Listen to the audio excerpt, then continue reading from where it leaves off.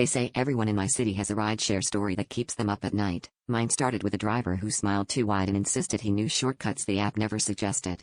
I should have trusted my gut when he ignored the first turn and started talking about local disappearances, spinning tales of people stepping into cars and never stepping back out. The air in the car grew thick as he described streets that twisted into themselves, neighborhoods that weren't on the map anymore.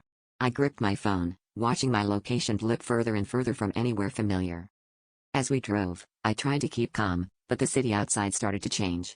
The neon lights flickered out, replaced by dim yellow bulbs that buzzed like insects. Buildings leaned in too closely, their windows dark and blank, like they were watching. Every time I refreshed the rideshare app, my location spun in circles, the map glitching, street names turning into gibberish.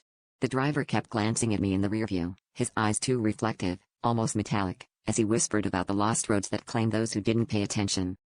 I finally snapped when we passed the same warped mural 3 times, each time the faces in the painting seemed more distorted, their eyes following the car. Heart racing, I faked a phone call and demanded to get out at the next light. The driver didn't respond, just kept driving, his hands gripping the wheel until his knuckles were bone white. I lunged for the door, but the locks clicked down, trapping me inside.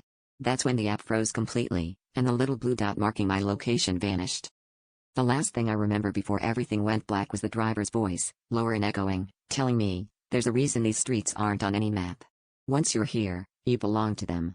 I woke up hours later, alone in the backseat, parked in an alley I'd never seen, my phone dead and a city outside eerily silent. The streets were empty, the air thick with fog, and no matter which way I walked, every turn led me back to that same mural, now grinning, welcoming me home.